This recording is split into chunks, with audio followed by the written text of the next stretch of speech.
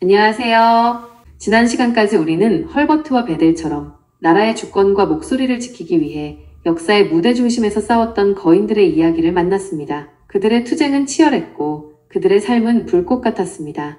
오늘은 그 거대한 역사의 소용돌이 속에서 가장 먼저, 가장 힘없이 쓰러져가던 작은 생명들에게로 우리의 시선을 돌려보려 합니다. 역사는 종종 왕과 영웅, 그리고 투사들을 기록합니다. 하지만 역사책에는 기록되지 않는 소리 없는 눈물과 한숨이 있습니다. 오늘 이야기는 바로 그 눈물을 닦아주고 한숨을 보듬어 안았던 한 여성의 이야기입니다. 화려한 서울이 아닌 남도의 중심지 광주에서 전쟁과 가난이 낳은 고아들의 어머니가 되고 갈 곳 없는 여인들의 따뜻한 울타리가 되어주었던 사람, 미국 남장로의 소속 선교사 마거릿 에드먼즈의 이야기입니다.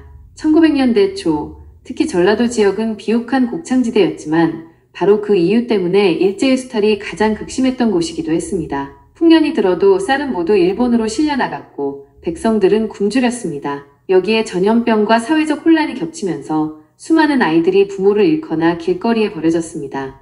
당시 사회에는 이 아이들을 보호해줄 아무런 안전망이 없었습니다. 이 아이들의 미래는 국어를 하거나 굶어 죽거나 혹은 누군가의 종이 되는 것뿐이었습니다. 또한 남편을 잃은 여성들의 삶도 비참하기는 마찬가지였습니다. 당시 엄격한 유교 사회에서 여성이 혼자 힘으로 생계를 꾸리는 것은 거의 불가능에 가까웠습니다. 결국 수많은 어머니들이 피눈물을 흘리며 자식의 손을 놓아야만 했습니다.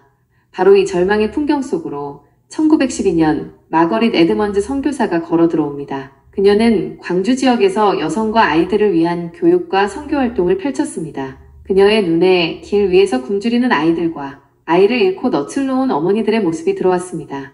그녀의 사역은 거창한 계획이나 위원회의 결의에서 시작되지 않았습니다. 길 위에서 굶주리는 아이 한 명의 손을 차마 외면하지 못하는 그 애통하는 마음에서 시작되었습니다. 그녀는 아이들을 하나둘 자신의 집으로 데려오기 시작했습니다. 곧 그녀의 집은 아이들로 가득 찼고 그녀는 더 이상 이 아이들을 외면할 수 없음을 깨닫습니다. 이것이 훗날 광주 지역 최초의 보육시설 중 하나인 영흥학교 고아부의 시작이었습니다.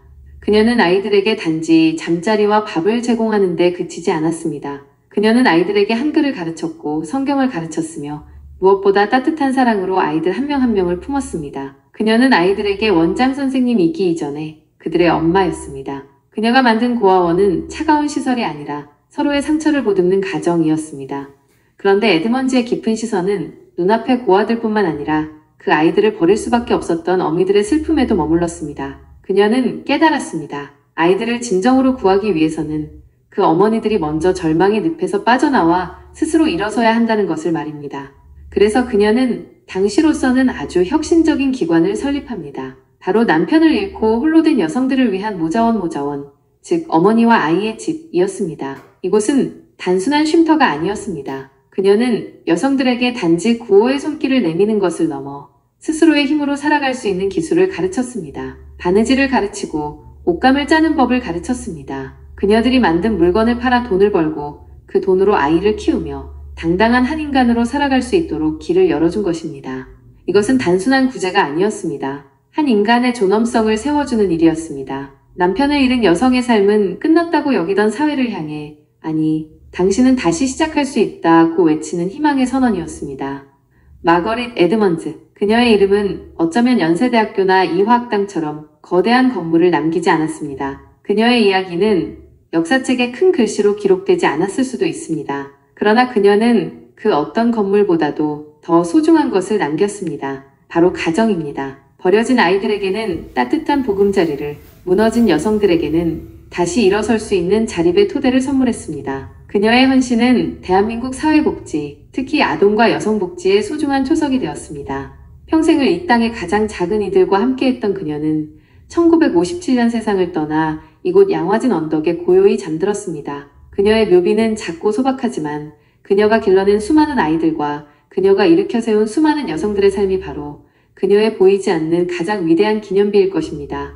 마거릿 에드먼즈가 이처럼 사회의 가장 약한 이들을 보듬는 사랑의 시스템을 만들었다면 다음 시간에는 다시 한번 한 개인의 순교적 삶 그 자체에 집중해보고자 합니다. 서울이라는 중심부가 아닌 가장 외진 곳, 황해도 소래마을로 들어가 한국인보다 더 한국인처럼 살다가 자신의 모든 것을 바쳐 교회의 씨앗이 된 한 젊은이 윌리엄 맥켄지의 고독하고도 거룩한 이야기를 만나보겠습니다. 오늘 강의는 이것으로 마치겠습니다. 감사합니다.